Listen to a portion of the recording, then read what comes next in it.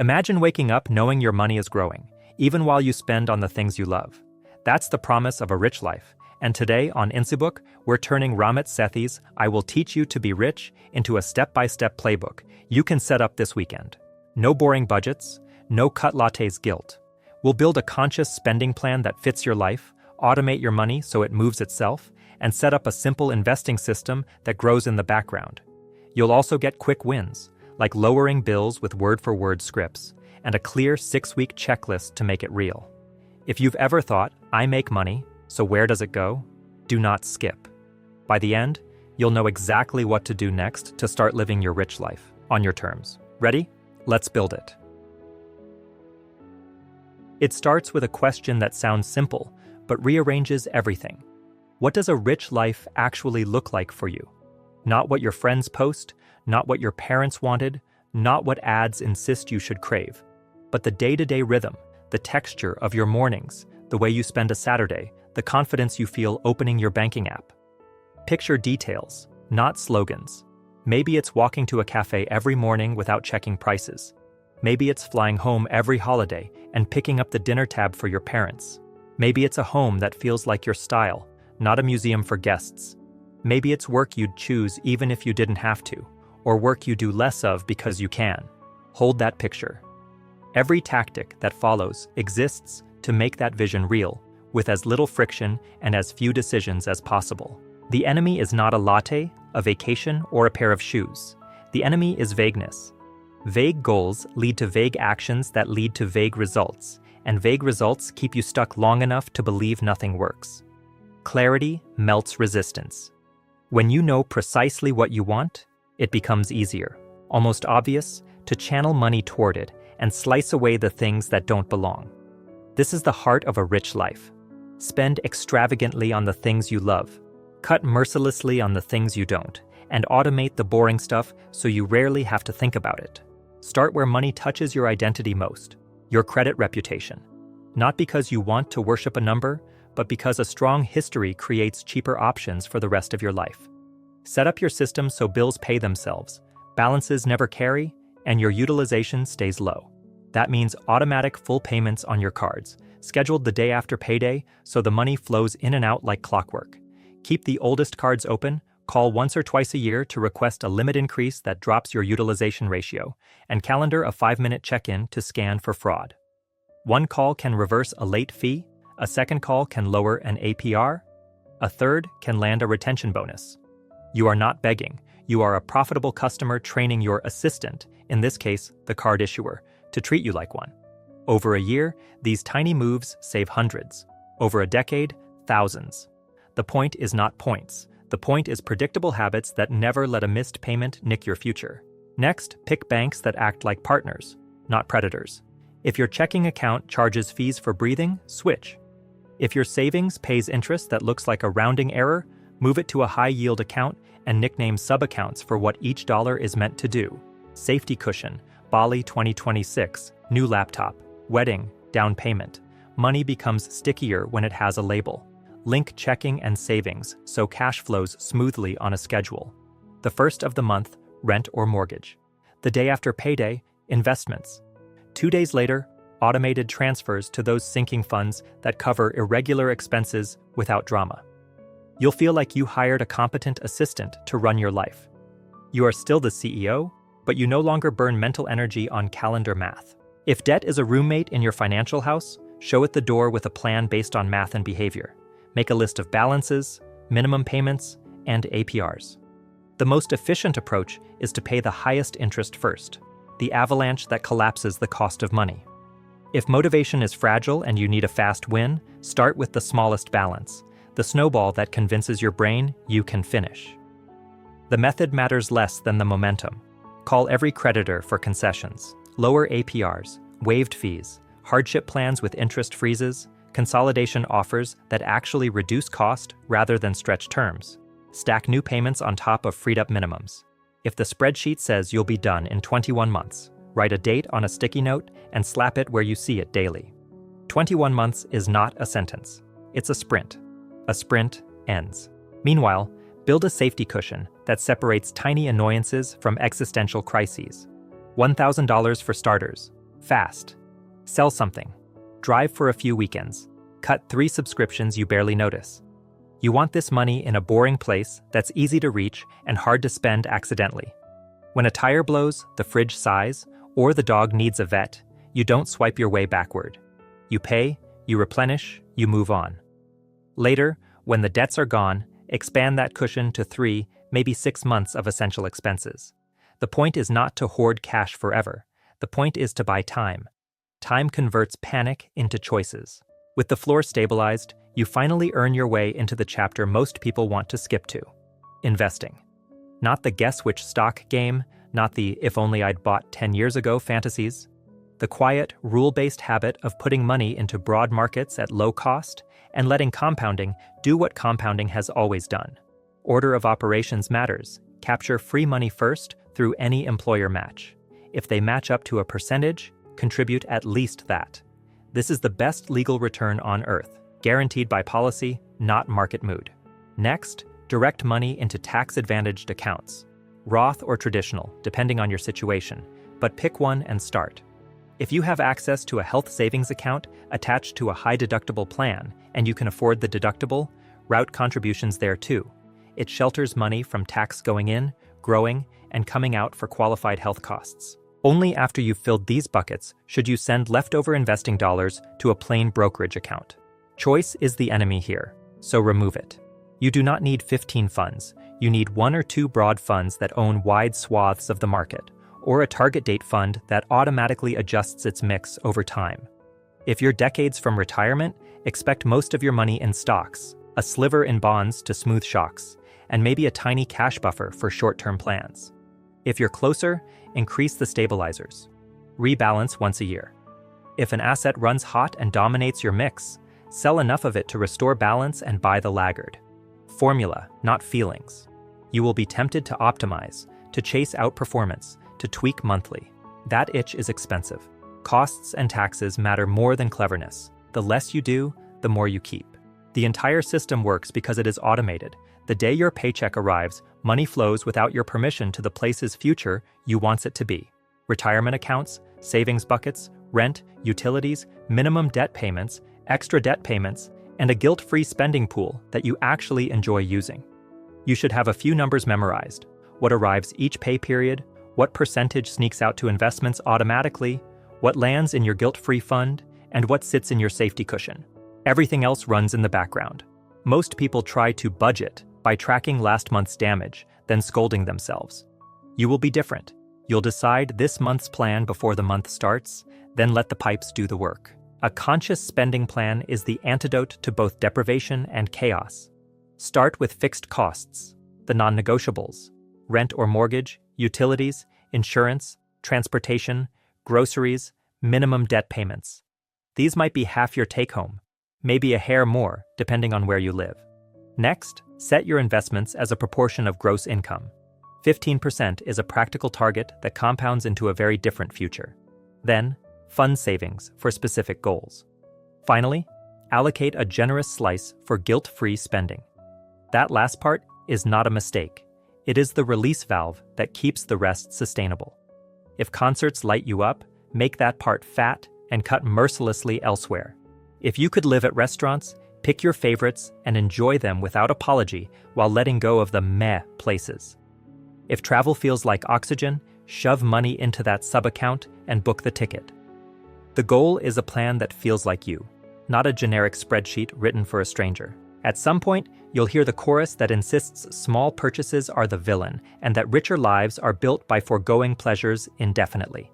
That chorus is loud, self-righteous, and wrong. A $5 habit is rarely the reason someone can't retire. The real money lies in 5 or 6 big wins: negotiating a higher salary, capturing an employer match, refinancing or paying off high-interest debt, picking a home that doesn't crush your cash flow, driving a car you can pay for, and automating investments and savings so they happen before feelings can interfere. One salary conversation can exceed a decade of coffee austerity. One rent negotiation can offset a year of restaurant meals. One house choice can erase a decade of stress or create it. Small choices matter. Big choices decide.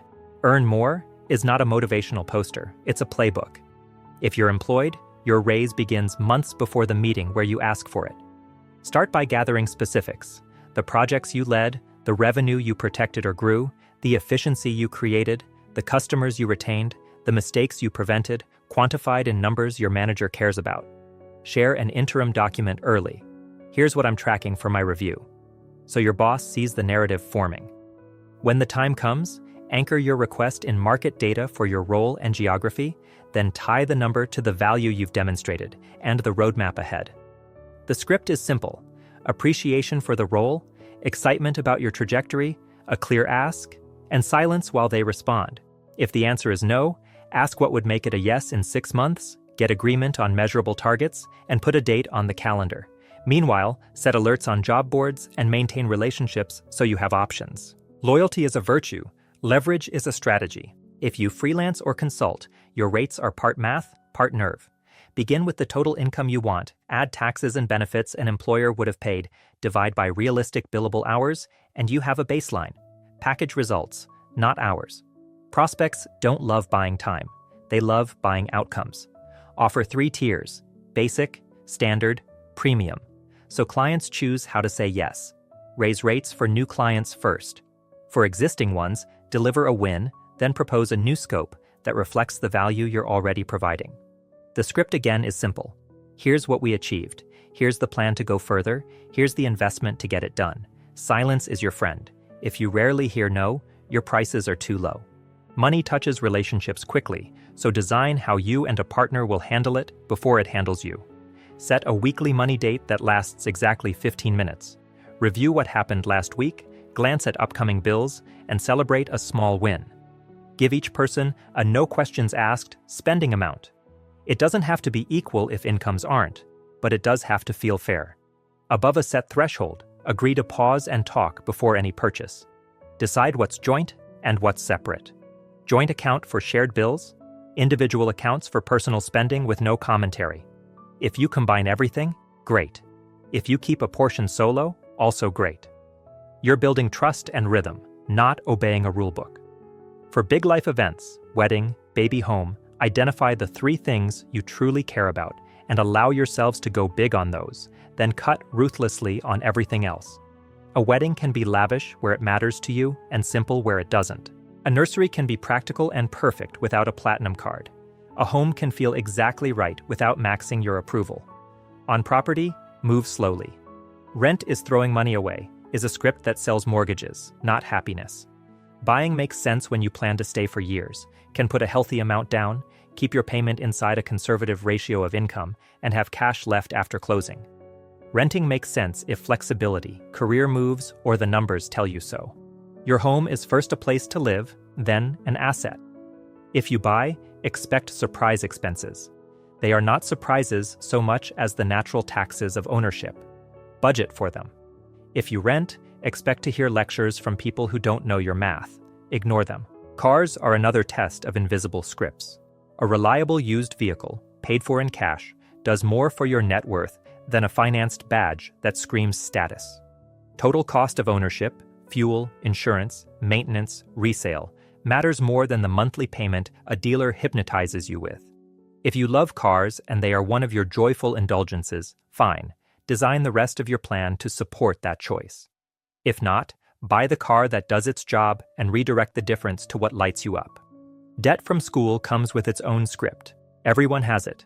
Everyone does not. If you already have it, handle it like any other liability. Learn exactly what you owe, to whom, at what rates. Check for auto-pay discounts. Refinance private loans if you can secure a lower rate. Be cautious about moving federal loans to private lenders, since protections disappear. And choose a clear payoff strategy. If you haven't taken it on yet, or you're guiding someone who's about to, run the numbers backward from starting salaries in that field. A degree in anything can be priceless for growth. It is not priceless financially. Price it. Ask different questions. What school offers the program that fits your goals and costs less? What scholarships are realistic with your profile? What part-time work fits with studies without sabotaging grades? Design the education to serve the life, not the other way around. There's psychology beneath all of this. Invisible scripts about money whisper in your ear so long you mistake them for truth. I'm just not a numbers person. I'll start when I make more. I deserve this now. Investing is gambling. Budgets are for broke people. Talking about money is tacky. Replace them with scripts that actually move you. I can learn enough to be dangerous. I start small and start now. I spend freely on what I love and cut the rest. Investing is boring on purpose. Budgets are how I buy freedom. Talking about money is an act of love. Another helpful lens is to identify your money dials, the categories you secretly love to spend on. Convenience, travel, health, relationships, generosity, luxury, time.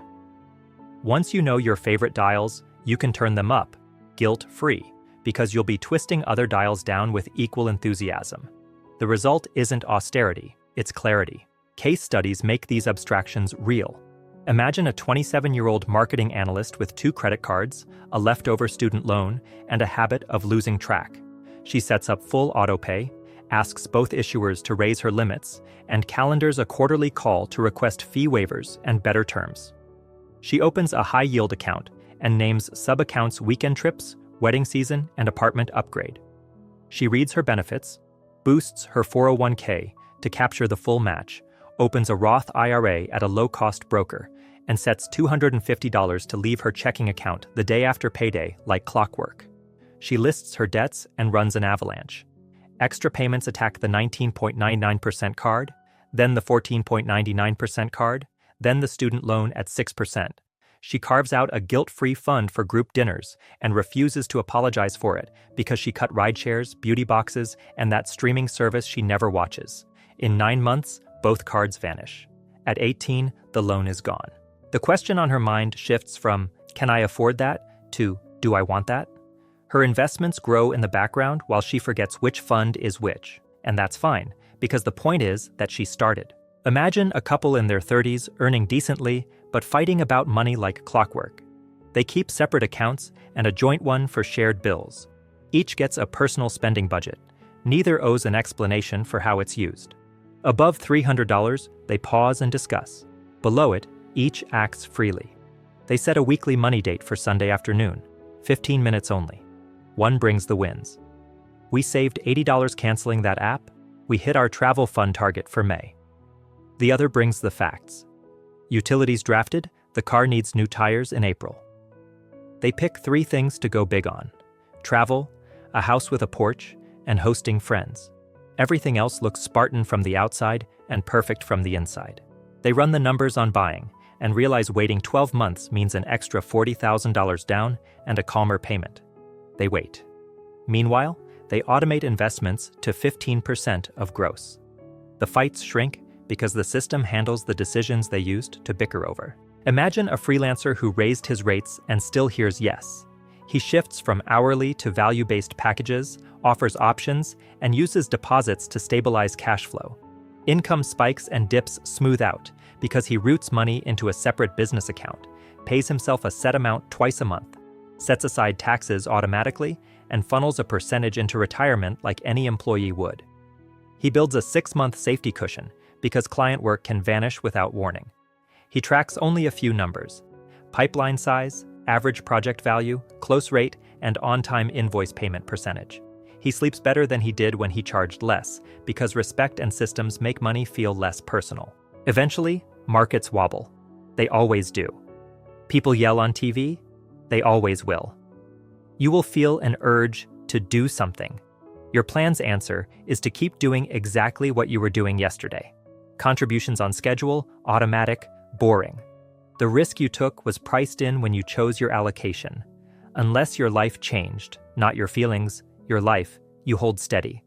If you must scratch the itch, rebalance to your target proportions on your preset date. That means selling some winners and buying some losers, which feels wrong and is actually right. You may believe you'll be the one who calls tops and bottoms. You won't. You don't need to be. The market's long-term growth is the engine. Your discipline is the gas pedal. A few advanced moves can add nuance without adding complexity. If your employer offers a Roth option in the 401k and you're early in your career, funneling contributions there can be powerful. You pay tax now, let money grow, and withdraw in retirement without tax. If you're later in your career and in a higher bracket today than you expect later, pre-tax contributions may be smarter. If your income starts to exceed direct Roth limits, you can route money to a traditional IRA and convert it, a perfectly legal maneuver when done correctly. If you carry a high-deductible health plan and can afford the out-of-pocket risk, maxing an HSA and investing the balance turns health expenses into another place compounding works for you. None of these are requirements. They are flavors. The plain vanilla plan, match, Roth, or traditional broad, low-cost funds already wins. Every few months, hold a 30-minute CEO review with yourself. Open each account, glance at balances, confirm automations, cancel anything you no longer use, and send one short email that makes you money. Asking a card issuer for a retention offer, a bank for a fee waiver, a wireless provider for a better plan, a landlord for a renewal discount, or a vendor for 10% off if you pay annually. Most of these notes will take 2 minutes and return more than any hour spent clipping coupons. Once a year, check your asset mix and rebalance if it drifted. Update your savings targets. Adjust your conscious spending plan if your life evolved. That's it. The rest of the time, live. The weirdest part of a rich life is that, after the setup, it feels quiet. No dramatic sacrifices, no midnight spreadsheet binges, no weather vane responses to headlines. You'll notice deeper changes. The absence of guilt when you buy something you love, the absence of dread when you open a bill, the absence of confusion when someone asks if you're good with money. You'll talk about money easily with your partner because it's a shared project, not a scoreboard. You'll say yes to what matters and no to what doesn't without composing a defense brief in your head. From the outside, it looks like you got lucky. From the inside, you'll know luck was the smallest part. The bigger parts were boring habits you repeated long enough to become your default. Bills that paid themselves, investments that left on payday, small scripts you used to lower costs, short weekly meetings, rare annual decisions, and an unapologetic love for a few things you turned up to 11. You'll know that a latte didn't break anyone, and that lectures about them mostly reveal who hasn't run a spreadsheet. You'll smile when people debate whether renting is throwing money away, because you understand that throwing money away is pursuing someone else's life with someone else's numbers. You'll spend on your parents, your friends, your causes, your adventures, because that's what you designed the system to enable. If you crave a single sentence to carry through this whole journey, use this. Make rich choices easy and everything else hard. Automatic withdrawals that fund the future are easy. Credit card balances are hard because autopay clears them every month. Sub-accounts labeled with dreams are easy. Impulse buys are hard because your guilt-free pool is finite and you're happily spending it on better things. Asking for raises and better terms is easy because you practice. Suffering in silence is hard because you don't do it anymore. Rebalancing once a year is easy. Playing the market is hard because you took the app off your home screen. In time, you'll examine your life and see the compounding everywhere, not just in accounts.